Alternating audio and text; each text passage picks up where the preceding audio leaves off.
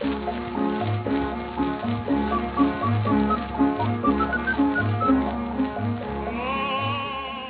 dia, boa tarde e boa noite. Este aviso prévio tem a finalidade de informar o ouvinte de que as histórias, opiniões e qualquer tipo de comentário presente neste share de áudio contém demasiado sal adicionado pelo autor que devia levar com pimenta na língua. Portanto, não acreditem em tudo o que ouvem, só naquilo que veem. Por isso é que este podcast nunca terá a vertente visual.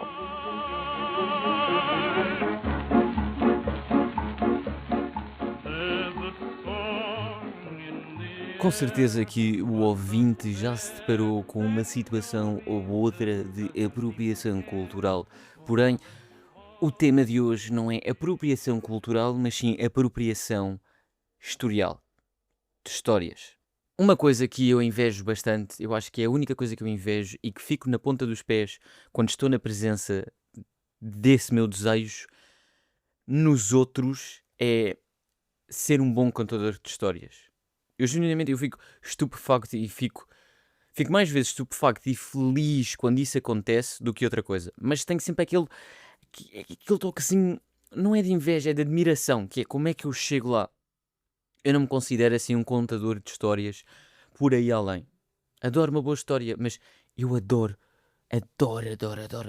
quando alguém sabe contar histórias. Eu fico a ouvir histórias e histórias de pessoas que me vão aparecendo ao longo da vida, umas vão, outras voltam, outras é só conheci na rua e do nada estou a ouvir uma história impactante, com piada, com ritmo, bem informada, com contexto, pode-me levar a lado nenhum. Porém, se a história for bem contada, eu vou ouvir. E hoje foi isso que se passou e é isso que eu quero abrir este episódio de Burrice ou Palifa. Tenho certeza que vai ser um episódio palifado. Dou-vos já esta em primeira mão. A história que vai ser contada a partir de agora vai ser contada na primeira pessoa só pelo simples facto de ser mais eficiente em termos narrativos. Nada mais. Esta história não se passou comigo. Eu estive bem longe desta situação sob a história hoje. Não vou dizer nomes, não vou dizer nada, porque também não adianta muito a história. Eu não tenho nada a ver com a situação.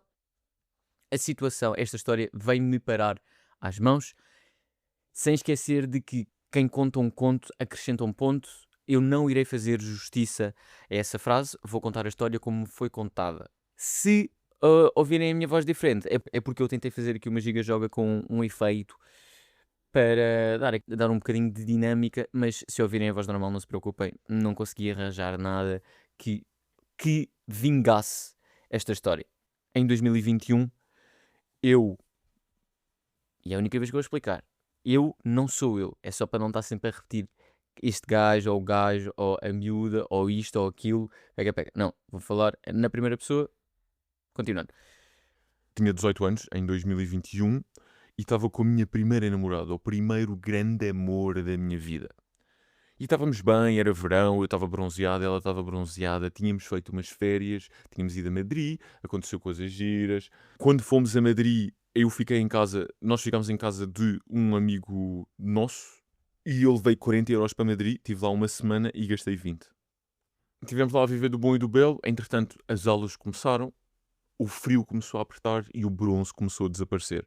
Mas nada mais. Olhava para a minha namorada, estava feliz, a vida corria-me bem, com mais surf e ondas em cima, um bocadinho mais frio, mas estava tudo a correr bem.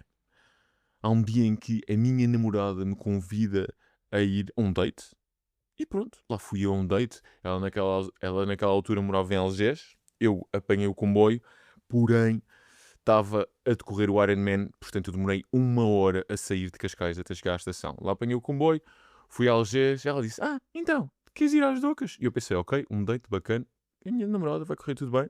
Mais um date nas docas, lá chegámos às docas, sentámos-nos, estamos lá a falar, e quando começamos a falar, eu ouço a fatídica frase, eu acho que isto não está a resultar, nós temos de acabar. Lágrimas por tudo o que é canto dos meus olhos, começo a chorar, então porquê? Porque isto agora com a minha vida nova, não sei se vou conseguir ter tempo para nós, e peca, e vamos ter de acabar, e eu já não tenho tempo, e eu não quero isto, eu só quero que fiques bem, ok? Eu, todo lacrimejado, começo a passar mal, a tentar perceber o que é que está a passar. Entretanto, ela vai para casa, e eu tenho de ir para casa, lembrando que estou em Algés, tenho de ir para Cascais, onde eu moro. liga um amigo meu que era dos poucos amigos que tinha carro, ou que já tinha carro na altura. Ligo, olha, passou-se isto, eu estou a passar o da mal, tu por acaso não estás a caminho de Cascais, se faz favor, eu preciso de boleia, não quero ir nada a transportes públicos, só que ele me respondeu, ok, dá-me 5 minutos, eu passo aí. Ele apanhou-me. Olha, puto, não te preocupes, eu consigo deixar-te em casa, mas antes disso, eu tenho de ir à minha casa. Tratar dos assuntos, nada demorado. Ok, puto, mas eu só quero ir para casa, não te preocupes, vai correr tudo bem. Lá fomos à casa dele e quando chegamos à casa dele, a mãe dele começa-lhe a dar na cabeça. A torto e a direito. A dizer que ele só faz porcaria, que ele faz isto e que ele faz aquilo e que já não tem mão no filho e tem de ficar de castigo e tem de perceber as responsabilidades que a vida está a tomar. Portanto, vai ficar sem carro. E eu, onde é que me encontro no meio disto tudo? Em casa dele, bem longe de onde eu queria estar, que era em minha casa, depois de acabar com a minha namorada. Eu só queria mesmo paz e sossego. Lá volto para a estação, a pensar, ok, vou apanhar o comboio, ando um bocadinho e chego a casa. Pensava eu que era assim tão fácil. Chego à estação, o comboio ainda demora um bocado a chegar, mas lá está. Ponho os meus fones e a vida desaparece, fico ali na minha bolha, a não querer ouvir ninguém, sem falar com qualquer tipo de desconhecido. Estou a ouvir a minha música, chego ao comboio, ponho no comboio, toca a arrancar. Estamos muito bem, estamos a passar as estações todas, pau, pau, pau, pau, pau, pau, pau, pau, pau, pau, pau, a vista vai-me afogando as mágoas. Entretanto, o comboio para numa estação, Santo Amaro. E eu, ok, não é aqui que se troca de comboio, mas eu espero. Ficámos ali à espera. Entretanto, eu começo a ver a malta a levantar-se, a sair do comboio. E eu, o que é que se está a passar? Tiro os fones. Psh! Senhores passageiros, caiu um objeto na linha ferroviária. Psh! Por motivos de segurança, não vamos poder continuar esta viagem. Psh! E eu, não. Então quer dizer que eu acabo com a minha namorada, não consigo chegar a casa, que mais me pode correr mal? Eis a pergunta que matou tudo. Estava com 1% de bateria, tento ligar à minha mãe, fico sem bateria, mas entretanto consegui mandar uma mensagem a avisar da situação. Venho cá para fora, na estação, começo a falar com pessoas, tipo, olha, consegue-me emprestar o seu telefone só para ligar à minha mãe para me vir buscar? Com isto dito, a primeira pessoa que me responde: o quê? Não! O que é que tu estás a fazer? Sai daqui! Queres levar nos cornos? Tu queres levar nos cornos? Eu parto tudo! Tu estás-me a pedir o telemóvel!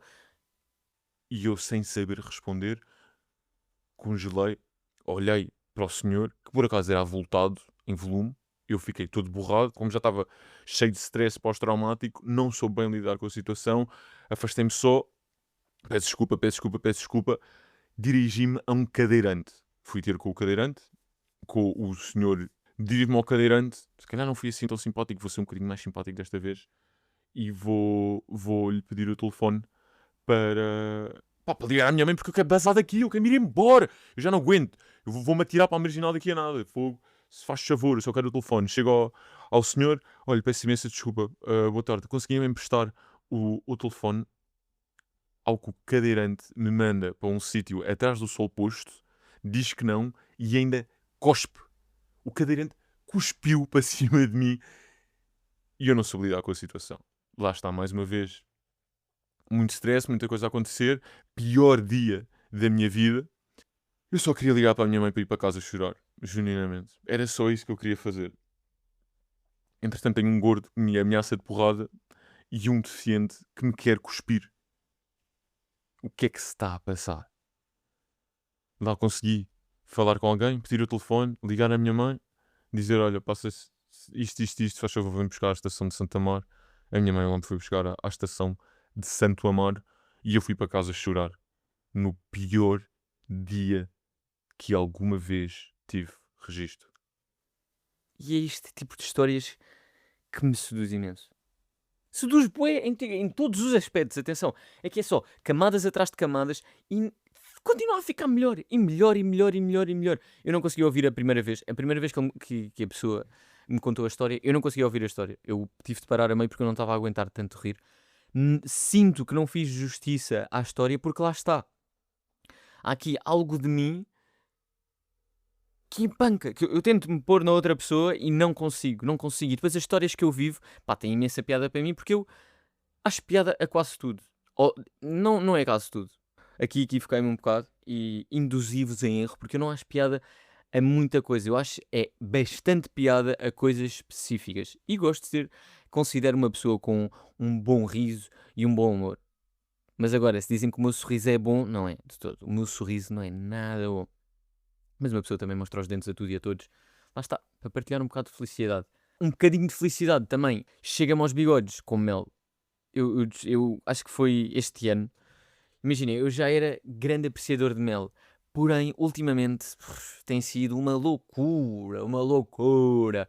Eu adoro mel, eu ponho mel em tudo. Ou se eu pudesse pôr mel em tudo, eu punha mel em tudo. Quando estive a trabalhar na Madeira, eu fazia uma coisa que raramente faço hoje em dia, mas eu acho que é o melhor pequeno almoço que uma vez pode fazer, que é sumo de laranja natural, 3 cubos de gelo e depois uma torrada com queijo emmental, eu acho que é assim o nome do queijo, mel por cima, e se depois tiverem um bocadinho de canela, podem pôr um bocadinho, pá, mas se não tiverem canela fica delicioso. Deixem só, é o queijo, torrar uma beca também, para o mel depois derreter, e é muito bom. Adoro mel é como as abelhas. É, peço desculpa. Como o mel vem das abelhas, eu sinto que o mel nunca há de morrer.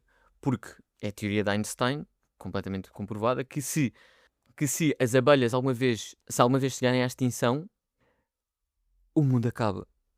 Portanto, eu nisso estou bué de tranquilo, que eu quero acreditar que vamos ter sempre mel à mão de semear. Ou à mão de polonizar. O filme de uma abelha também, A Vida de uma Abelha, né? Eu acho que é assim o nome. Por acaso, Jerry Seinfeld, muito com um excelente papel. A História de uma Abelha, é assim o nome. Eu adoro esse filme porque é o vilão, ou entre aspas, o mal da fita, fora a parte toda burocrática e eles a irem ao tribunal e essa situação toda que só por si tem imensa piada. O gajo que era mau, que era o namorado, eh, o ex-namorado da namorada da abelha, é que tinha razão. Em, em que o universo, expliquem-me, é que em um universo a vossa namorada deixa-vos por uma abelha e está tudo bem. E a vida continuou como se nada fosse. E do nada ele é um herói mundial porque salvou as abelhas. Não, isso não acontece. Peço imensa desculpa. Há muita coisa na animação que uma pessoa deixa passar porque é fantasia, mas agora, eu já quando era puto, eu ficava atrofiado com esta história, que é, ninguém está a ver isto? O único rapaz que tem razão, ele também não tinha uma cara muito, muito simpática. É daquelas caras que tu olhas e eles desenharam, de certeza. Eles de certeza que desenharam a cara dele com este fim, que é, tu olhas para a cara dele e tu sabes que o gajo é um filho da... e não merece felicidade na vida. É mesmo cara esbufeteável. Estão a perceber? Oh, cara esmorrável. É mesmo... olhas para ele e dá-te vontade de rosnar, bater numa velha. Ou na velha dele. Uma grande história, gira e engraçada, mas louca demais. Para mim já deram o passo a seguir, que é... Já perderam ali uma beca do sentido. Isto, voltando a tocar na parte do mel, fomos aqui à Fiartil, que é a feira de artesanato do Estoril, onde é sempre engraçado. Uma pessoa vai ver as banquinhas, hoje em dia já começa a ser tudo igual, e é... Eu sei que a globalização e a mundialização estão cada vez mais presentes na nossa sociedade, mas a malta tem de começar a parar, ok? Tem que parar de usar o Canva para fazer negócios. É que são todos iguais. A fonte é sempre a mesma, as cores são todas as mesmas, os vestidos, t-shirts, casacos, toalhas de praia, malas, almofada, é tudo igual. A malta vai buscar, parece que estão todos a beber do mesmo filtro do Pinterest. Isso é uma cena que me tira do sério, pá, porque é tudo igual. Antigamente, toda a gente, quando tu ias a uma feirinha, toda a gente tinha o seu artesanatozinho, embora continue a ser muito presente nas feiras, e fico feliz. Quer dizer, como se a minha felicidade importasse para o processo. Não importa nada, só me traz a felicidade, que é saber que há pessoas que continuam a trabalhar com o artesanato e a trabalhá-lo bem.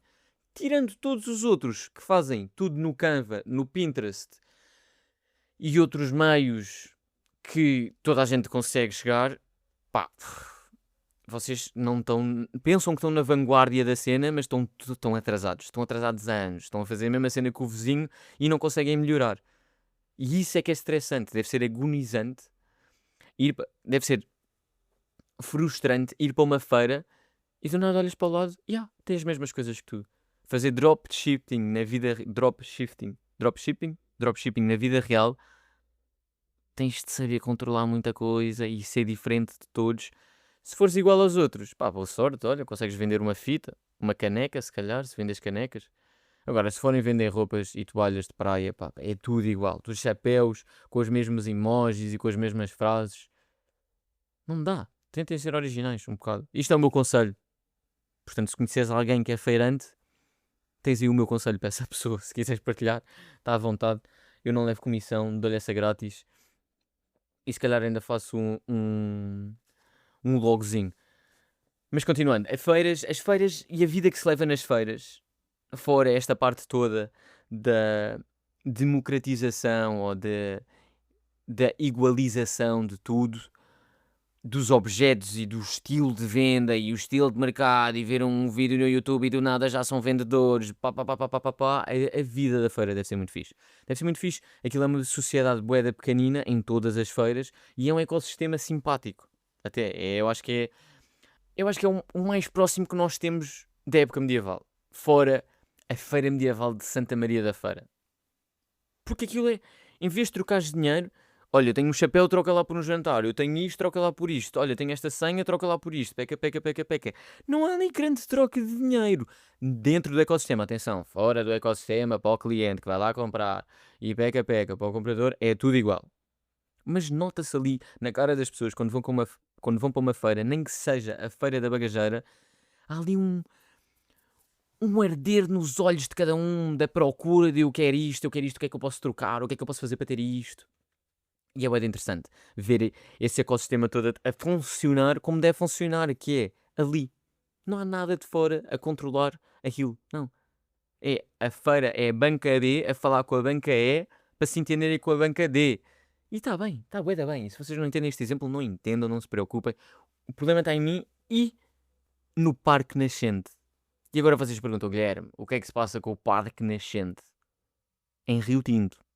O filme do Jackass só estava a ser reproduzido no cinema Nós, do Parque Nascente, em Rio Tinto. E agora perguntam-me, o que é que Rio Tinto tem de especial? Absolutamente nada. Rio Tinto, para além do nome, porque é um nome muito interessante, não tem nada.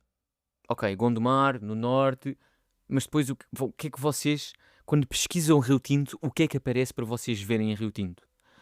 E eu dou-vos agora os 5 melhores pontos turísticos em Rio Tinto de 2026. O Parque Nascente, com os cinemas, portanto temos um centro comercial, igual a todos os outros. Igreja Matriz de Rio Tinto, portanto a maior igreja de Rio Tinto. Hamsa Clinic, com massagens. Hamsa Clinic no Porto combina uma sinergia de cuidados a pensar na sua saúde. Coloque a sua saúde física, mental e espiritual nas melhores mãos. E efetivamente tem boa pinta. Uma coisinha pequenina, que faz massagens, bacana. E as fotografias, se forem ver as fotografias, é só um corredor com 6 salas. Fazem acupuntura, boa. Por acaso uma experiência que eu gostaria de ter. Nunca se deu a oportunidade, mas no dia que der, hei de fazer acupuntura. Deve ser giro e um bocado desanuviante. Continuando. Quarto ponto turístico apontado para a lista de 5 melhores pontos turísticos em Rio Tinto 2026 é a Primark. A Primark, onde? No Parque Nascente. E depois o quinto, que para mim é o melhor, efetivamente, eu acho que é o único que merece estar nesta lista, Om Tanais, Centro de Yoga e Terapia Alternativa de Rio Tinto, com monges. É fake. É fake. A fotografia que tem na internet é de monges, mas é do Getty. Portanto, as fotografias são todas fakes. São 2 fotografias de mosteiros diferentes. E a terceira fotografia é um Skeleton Man, não me recordo do nome, um esqueleto a fazer yoga numa margarida azul. Portanto, têm a lista de, se alguma vez pensarem em Rio Tinto, já sabem onde é que vão. É à Primark.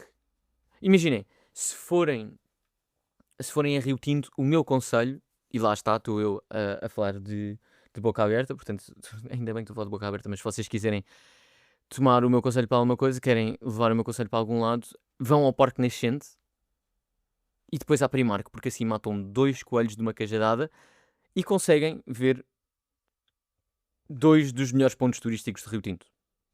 É o meu conselho. Mas tenho aqui uma curiosidade. Era a curiosidade deste episódio. O filme do Jackass agora só está o último, que é icónico, e eu adorava ver no cinema. Não consegui ver porque não conto ir a Rio Tinto brevemente, com muita pena minha. Gostava de ir ao Arms Center para receber uma massagem, mas infelizmente não está no meu calendário. Embora, quem sabe brevemente, irei a Rio Tinto. Só ver como é que aquilo é e para ver se eles têm razão. Se não há melhores coisas para ver em Rio Tinto.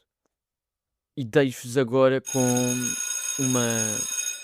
Já depois do toque de saída, deixo-vos uma reflexão que vai bater certo com o início deste podcast. A frase é: a história é sempre escrita pelos vencedores. Isto foi escrito por George Orwell. A célebre premissa de que a história é escrita pelos vencedores realça como quem detém o poder molda a memória coletiva e as narrativas oficiais. Embora, no entanto, uma visão redutora, hoje a historiografia moderna foca-se em escavar outras perspectivas, recorrendo a vozes silenciosas, diários esquecidos e registros arqueológicos que desafiam o relato hegemónico. Mas eu concordo com o George Orwell. O que é que vocês têm de fazer sem vencedores? É só vencer. Vocês só precisam de vencer, não precisam de ser os bons da fita. E depois fazem depois. As atrocidades que vocês têm de fazer para ganhar está na vossa consciência. Atenção, claro que isso é o que conta mais. Para além da consciência dos outros, mão na vossa consciência é muito importante. E isto vai de acordo com a história que eu contei. Porquê? Porque o maluco saiu vencedor. O maluco saiu vencedor. E ele merece todo o amor na vida. Entretanto, é assim que eu acabo este podcast, com uma história louca e com a minha não habilidade de saber contar histórias. Mas eu adoro ouvir boas histórias. Eu tenho amigos contadores de histórias. É que não... Uma coisa é yapping, que é o que eu faço. Reconheço, efetivamente, que é só dar com a boca nos dentes e pau. E depois eu tento fazer de maneira cronológica, porque faço desde puto. Não sei porquê. Quando comecei a contar histórias, ou quando comecei, sei lá, acho que isto até veio do teatro. Porque não há muitos flashbacks no teatro. Então, deve vir daí. Quando aprendi a ler e estava no teatro, para contar histórias, contava sempre de uma maneira cronológica e desde aí ficou no meu subconsciente de cronológico e é só topping em cima disso. Quero eu aprender a contar histórias novas. Quero eu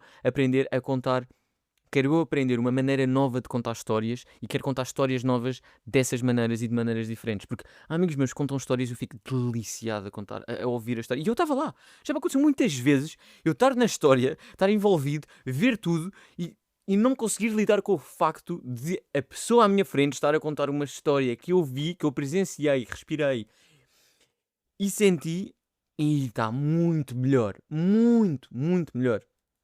E pronto, para a semana espero ter mais uma historiazinha ou outra engraçada. É porque é vida, pá. A vida é bonita nestas situações. Que o dia dele foi horrível. E o gajo atenção, a pessoa, dito isto, depois de vos contar o pior dia desta pessoa, é uma pessoa muito feliz, muito sorridente e tem noção do dia incrivelmente mau e cómico ao mesmo tempo que teve. Beijinhos e abraços, até para a semana, sejam felizes, bebam água e ouçam. Experimentem contar histórias de uma maneira diferente do habitual.